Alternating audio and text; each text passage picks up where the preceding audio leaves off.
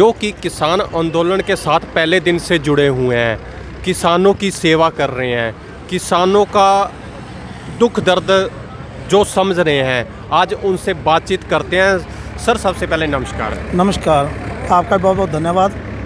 तो सर, आज बहुत खुशी का दिन है, जो कि सरकार ने काले कानून और जो भी अपनी मांगे थीं उन्होंने मान ली है। तो उसके लिए आप क्या संदेश देना चाहोगे? संदेश उनको देना है जो किसानों को भेड़े बोलते थे, जो किसानों को आतंकवादी बोलते थे, जो किसानों को गलत बोलते थे। लेकिन सबसे पहले उनके लिए क्या संदेश देना चाहोगे सर? उनके लिए यही संदेश है कि तुमने बेवकूफ़ी जो की थी कानून लाने की, उसके बाद में आपने अठधर्मिता की, अहंकार दिखाया और लगातार इस बात को प्रचारित करते रहे कि ये वो किसान ही नहीं है, ये पाकिस्तान से फंडिंग आती है, ये चाइना से आती है, ये आतंकवादी हैं, माओवादी हैं, ये खालिस्तानी हैं, पता नहीं क्या क्या एलिगेशन किए हैं। और जब केस वापस लेना था, जब आंदोलन के जो हमारी 3 मांगों का जो काले कानूनों को तो बिना अपने दल से भी सलाह की उन्होंने, और किसानों से भी सलाह नहीं की, एसकेएम से भी सलाह नहीं की, और अपने वापस ले लिए। और इसमें सबसे बड़े दुख की बात ये हुई, उनको संदेश ये है कि तुमने लोगों को गुमराह किया है, तुमने जुर्म किया है, और ये जो तुमने पाप किया है ये तुम्हें कभी लोग माफ़ नहीं करेंगे। भविष्य में कभी लोग किसान इनको माफ़ नहीं करेगा। जिस संगठन ने ये कानून लाए हैं, सत्ता में रहने के बावजूद अहंकार के तहत उनको 1 साल से ज़्यादा 1.5 साल तक लोगों को सड़कों पर रौंद दिया उन्होंने। और सबसे दुख की बात उनके लिए ये है कि उनके गृह राज्य मंत्री अजय मिश्र टैनी ने चैलेंज करके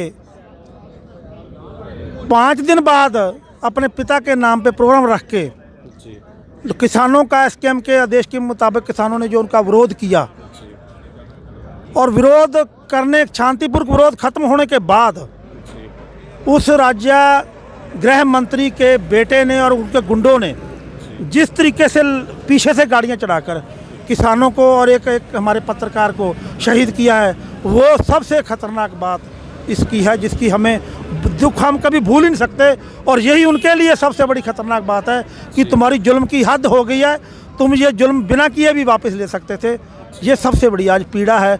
जहाँ खुशी की बात है वो अलग बात है कि जीत की खुशी सबको होती है, लेकिन उसके बीच में जो पीड़ा छुपी हुई है ना, वो बड़ी पीड़ा है। वो कभी नहीं भूलेगा किसान, वो कभी नहीं भूलेगा किसान।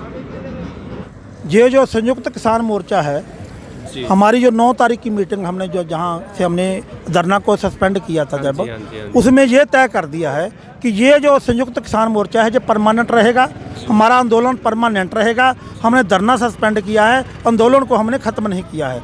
और हम एक नारा लगाते हैं कि जब भूखा इंसान रहेगा धरती पर तूफान रहेगा। जब जब ये जुल्म करते रहेंगे ये तूफान रहेगा। आंगनवाड़ी आशा वर्कर का है, आंगनवाड़ी वर्कर का आंदोलन है, मजदूरों का, किसानों का, ये पहले भी चलता रहा है। लेकिन अब क्योंकि अब जो सरकार है वो तानाशाह सरकार है, फ़र्क इतना ही है। कारपोरेट की नंगी जो नंगा नाच जो है, उसके लिए जो हमारी जो सत्ताधारी जो पार्टी है, बीजेपी या एनडीए जो भी है, वो कारपोरेट के पक्ष में बिल्कुल नंगा घूम रही है, उनके पक्ष में भुगत रही है, उनके लिए सब कुछ करने के लिए तैयार है। इसलिए क्योंकि कारपोरेट जो है वो मुनाफे के लिए काम करता है, और जो बाकी जो पूरी जमात है, जो वर्किंग क्लास है, जो किसान मजदूर सब हम कहते हैं चाहे कर्मचारी है, वो देश को और समाज को बनाने के लिए काम करता है। और उससे जो प्रॉफिट होता है उसको लूटने के लिए कारपोरेट काम करता है। इसलिए लोगों ने अब अपना दुश्मन पहचान लिया है। सर छोटू राम ने कहा था, बोले किसान 2 चीज़ ले जान, एक तो बोलना सीख ले, एक दुश्मन को पहचान।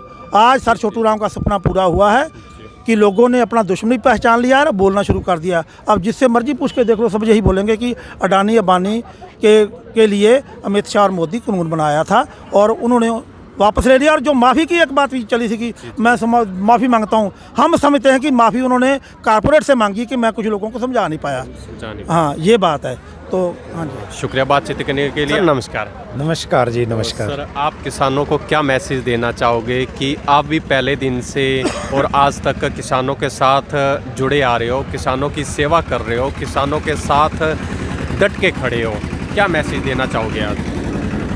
मैं मैसेज ये देना चाहूँगा कि एक तो किसान जो शुरू से आंदोलन में है, इस आंदोलन का नफ़ा नुकसान जो है वो दो चीज़ें देखनी पड़ेगी। एक, इस आंदोलन ने हमारा क्या नुकसान किया है और इस आंदोलन से क्या फ़ायदा हुआ है। नुकसान तो ये हुआ है कि शुरू से ही किसान जो है जब आंदोलन में आया तो मतलब सरकार ने बहुत तशद्दुद किया किसान पे, दिल्ली पहुंचने तक बहुत तशद्दुद किया। उस पे अथरू गैतम के गोले छोड़े, रास्ते में सड़कें तोड़ी और तारें बिछाई। एक तो ये है, और दूसरा जो है कि इस आंदोलन में इतना ज़्यादा नुकसान हुआ, पैसे का जो हुआ, करोड़ों रुपया आंदोलन में खर्च हो गया। ये मतलब किसान का बहुत बड़ा नुकसान हुआ है। दूसरा फ़ायदे का सोचें, और एक ये है कि फ़ायदे का जो आप यदि सोचें तो एक तो जहाँ से किसान चला था वो सारा कुछ इसने, सरकार ने एक तरह से आप ये सोच लें कि बराबर कर दिया। कानून लेकर आए थे, कानून जो है रद्द हो गए, यानी कि वहीं पे आ गए, पहले कानून नहीं थे। बिजली का जो है ये एक तरह से किसानों को नुकसान होना था, इससे बिजली की सब्सिडी ख़त्म होनी थी, नया कानून आना था, वो एक बार रुक गया। इसमें भी किसान को मिला तो कुछ नहीं है ना, पहले वाली जगह पे ही आ गया। और तीसरा जो किसानों को मुआवजा दिया है, और साथ में जो किसान शहीद हुए हैं उनको नौकरियां मतलब केवल पंजाब में दी और कहीं नहीं दी हैं, वो भी किसान का ही नुकसान किया हुआ, आंदोलन का ही नुकसान किया हुआ है, जो सरकार ने कुछ ना कुछ दिया है। यानी कि जहाँ से किसान चला था लगभग वहीं आ गया। और इससे जो फ़ायदा हुआ है वो ये हुआ है कि मोदी सरकार ने, जो कि ये किसानों के 400-500 संगठन थे, उनको एक झंडे के नीचे ला दिया। ये पहले कभी नहीं हुआ। एक दिल्ली जाने के लिए शुरू में थोड़ी दिक्कत आई, जैसे वो पगडंडी बोलते हैं ना, किसान ने शुरू में पगडंडी बनाई, पगडंडी बनाने में बहुत दिक्कत आती है। पगडंडी बनाने के बाद 1 साल के अंदर दिल्ली जाने के लिए पूरी रोड बन गई। अब दिल्ली जाने का पूरा रास्ता खुल गया। आने वाली कोई भी सरकार होगी संयुक्त किसान मोर्चा के नाम से ही डरेगी। तो मैं ये संदेश देना चाहता हूँ कि आने वाले टाइम में भी हर एक किसान संयुक्त किसान मोर्चा के साथ जुड़ा रहे।